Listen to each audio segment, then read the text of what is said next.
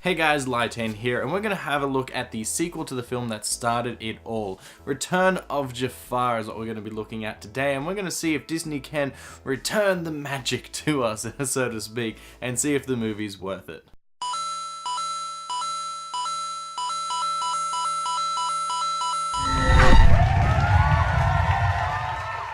During the 90s, Disney was in its new prime with the Renaissance period that they were going through, making hit after hit with catchy songs, great animation, and fun stories. They were unstoppable. The only problem was that the turnaround for these movies was usually quite long, being around 4 years to write the script, animate it all, and record it. It's a lot of work. It was also very rare for Disney to make a sequel to any of their movies, as they preferred to make new and original stories every single time, and that's a fine business model for them. The only Disney movie to get a sequel was The Rescuers, with The Rescuers Down Under, and that didn't perform all too well. Disney still wanted to make these sequels, but instead of putting their absolute best teams and animators on the movies, they would outsource it to their other animation studios, essentially the B team that would work on their shows and other media. They were also given a smaller budget, and that meant that the writing was usually pretty bad, the music was of low quality, and the animation was far worse than the movie it was based on. It also meant that the turnaround was a lot quicker, being only 2 years to make the movie, and they decided to make the first sequel on Aladdin. This started the whole Disney sequel craze, where they made a sequel to practically everything under the sun. It was a crazy time, but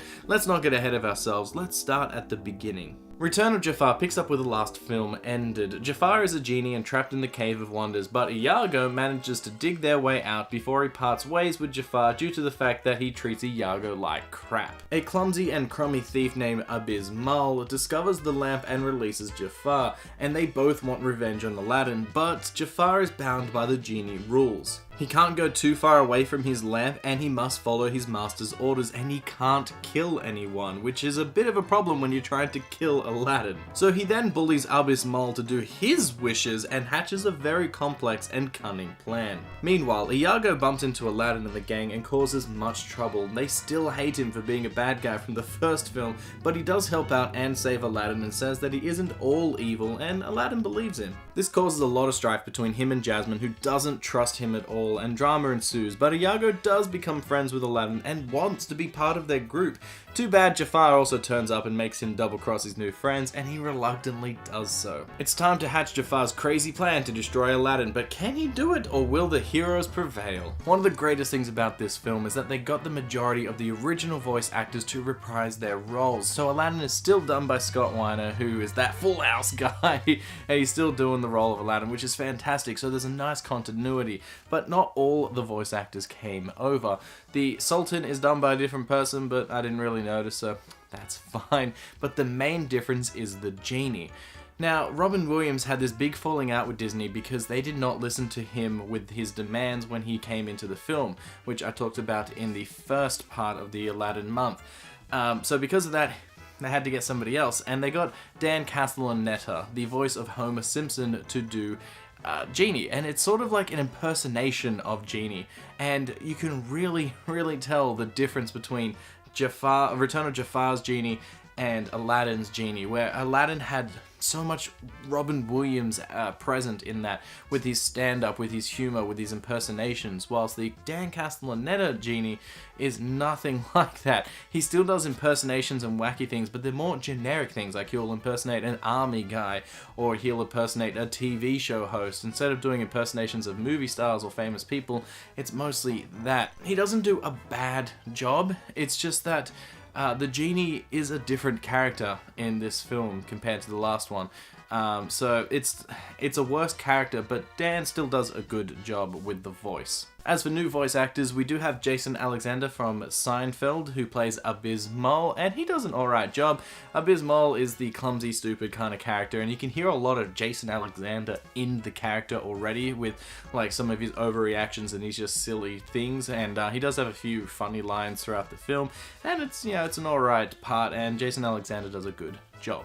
The plot to this film actually has a good concept. The Return of Jafar does bring about a lot of great story ideas, where Jafar has his phenomenal cosmic power, but he can't really use it due to the limitations of the lamp. His plan is pretty interesting as well, how he tries to destroy Aladdin's image, his faith in the world, and make him lose everything and everyone before he is then executed. I honestly like the story ideas presented here, and it has a lot of possibility. The fact that the movie focuses on Jafar's cunning instead of his power makes for a great parallel to the original film. But the other parts of the story aren't nearly as interesting though. The whole Aladdin lies is just a rehash of the first movie in an uninteresting way. They shoehorned Genie into the film and it's just changed his character to be semi-phenomenal, almost cosmic powers because he was released from the lamp, so he doesn't have the full powers. They also made him a lot stupider as well, just so he doesn't have the foresight or idea to use some of his abilities of magic to solve problems, which is a shame. But the biggest change is how it handles the three main characters. You heard right, three main characters. Now we have Aladdin and Jasmine, of course, but the third main character is actually Iago, of all people. But let's start with Aladdin and Jasmine.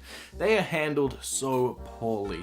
Now Aladdin has not learnt anything from the first film, and he doesn't even have any of that character growth that he got from the first film. So at the beginning he's lying about Iago because everyone doesn't like him because he used to be a bad guy, but if he just explained to them, like, look, he saved my life earlier today, it would have been fine. There was no reason for him to lie. It was just a rehash of the old movie in such a bad way. Throughout the film, he doesn't even do all that much, and he has no growth and no arc whatsoever, even though he's supposed to be the main character.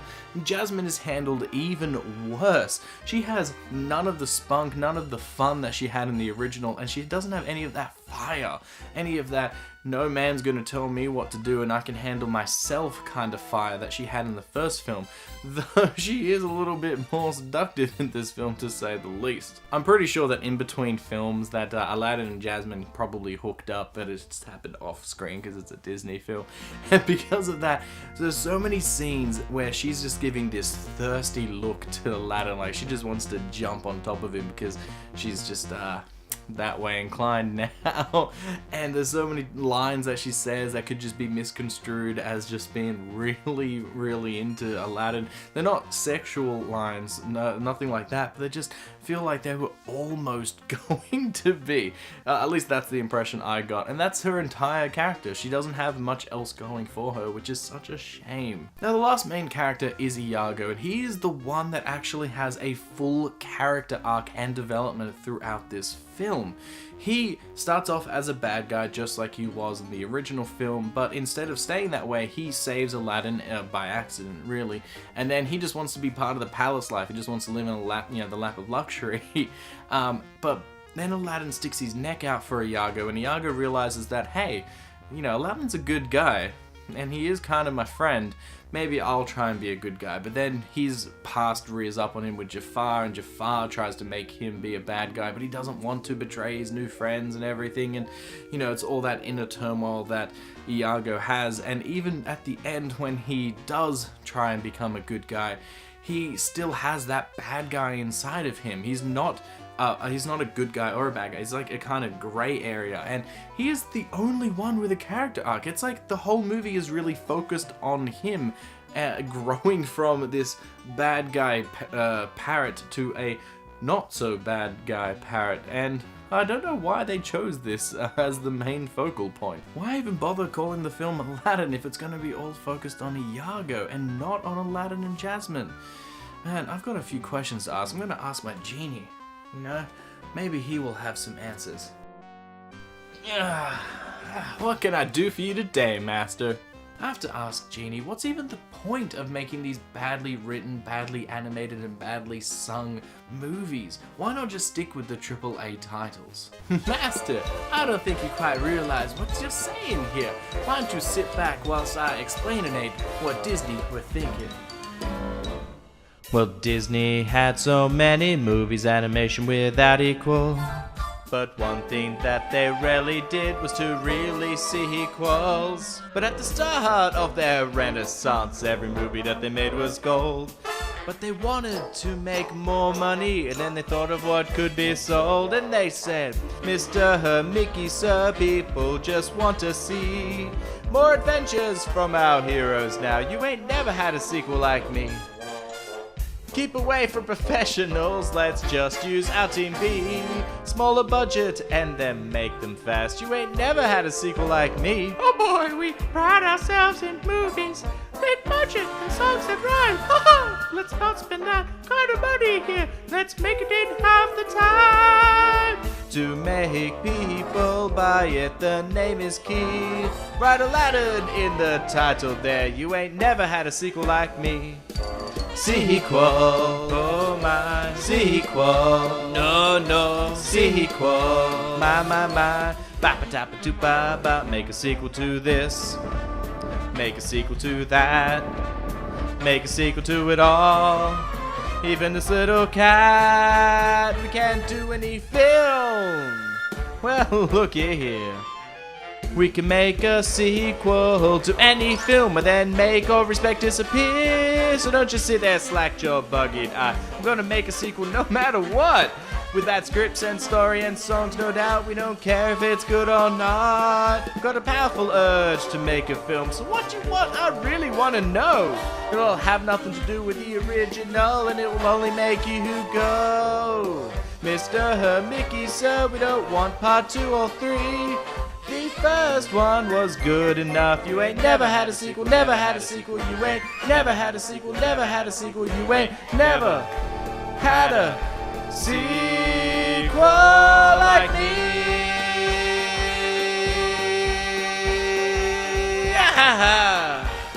You ain't never had a sequel like me. Okay, so I get that Disney wanted to make more movies based on their popular ones in order to make some more money, but I just wish that the quality of these sequels would have been better. As we have seen in this film, the animation quality is so poor, and it was done by 2 different studios actually. The Sydney one did the first half of the film, and then the Japanese did the second half, and you can see the change in style, and they're both crappy anyway, so it doesn't make much difference really. This leads into the other major problem with the film, the songs. They are all pretty crap. Genie's song, Quite Like a Friend, tries to capture that friend like me feel, but doesn't. It's rushed and it doesn't make much sense and tries way too hard, and it's just annoying. Then Iago has 2 songs because, you know, that's a voice I want to hear sing. The second one, Forget About Love, is a fun enough song and it isn't the worst, but it's also pretty forgettable. The only song that I can give a pass to is Jafar's song, You're Only Second Rate, where he berates the genie and shows off his own power in relation to the genies. That does have a friend like me vibe as well, with all of the magic, and it's competently animated as well, and honestly not that bad. Aladdin 2 Return of Jafar is, in my opinion, not worth it. It had so much potential for the story. I like the idea of Jafar using a really cunning plan in order to destroy Aladdin, but it's just not executed very well. All of the characters are bland and boring and are given nothing to do, except of course for Jafar and Iago, because Jafar is a bad guy and he's a little bit of fun to watch regardless, and Iago is the only one with a character arc. I don't know why they've decided to make him a main character and put no focus on Aladdin and Jasmine. The songs are also really bad and forgettable, and it's just overall the animation is bad, and just everything about it just screams such low quality. And it's such a shame as well, because there was just so much potential, and this was the first Disney sequel as well that pioneered this whole rush of let's make 1,000,001 sequels to everything that they own. But I just wish it had been better. It's not the worst film ever made, but it just should have been better. I know what I have to do. I'm gonna make my second Genie wish. What is it, Master? This movie was so poor. I wish there was more meaning to it. And done. The reason why this movie was made was essentially to be a glorified pilot for the TV show that was to come. It introduced a few of the characters like Abis Mal and Iago being a good guy, and essentially, it's just a TV show pilot. If this was supposed to be the start of the TV show, why not market it like that? This could have been an extended episode or a couple of episodes put together like Disney has done in the past, but it was not marketed like that. It was not sold like that. It's not part of the original animated series at all, and so it's classified as a film, and therefore I have to judge it like that. But this has made me want to watch the TV show now, so I guess that's what I'm going to be looking at next. So tune in next week as we go into Aladdin, the animated series. Scott Weiner from Full House is Aladdin, and Liz blah blah blah, which I already forgot and I didn't write a name down, so this is going to be completely useless part of it. I know what I have to do. I'm going to make my second Genie wish. Damn it, I can't find it without looking. I'm going to have to ask the expert, and I'm going to have a look at my Genie. Boom, I did that wrong.